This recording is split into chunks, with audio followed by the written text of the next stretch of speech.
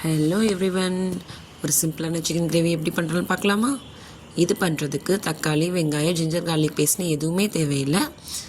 Just ஒரு கடாயில் oil ஊற்றிட்டு கடுகு கருவேப்பில் போட்டு நல்லா பொரிய விட்டுருங்க.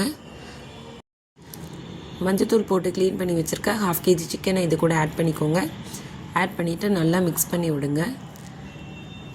சால்ட் கூடையே ஆட் பண்ணிக்கோங்க. ஒரு மூடி போட்டு மூடி வச்சதுக்கப்புறமா அதில் நல்லா தண்ணி விட்டு குக்காக ஸ்டார்ட் பண்ணும்.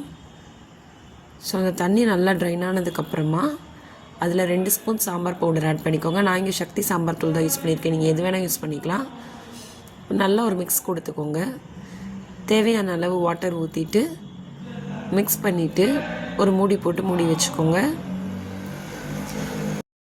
நம்ம ஆட் பண்ண வாட்டர் ஹாஃபாக ரெடியூஸ் ஆனதுக்கப்புறமா இந்த மாதிரி தேங்காயை குட்டி குட்டியாக கட் பண்ணி ஆட் பண்ணிக்கோங்க. இதுதான் இந்த ரெசிபியோட பெஸ்ட் பார்ட்டே.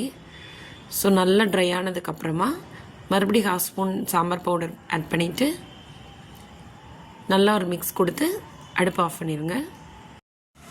ஒரு எம்மியான சிக்கன் கிரேவி ரெடி.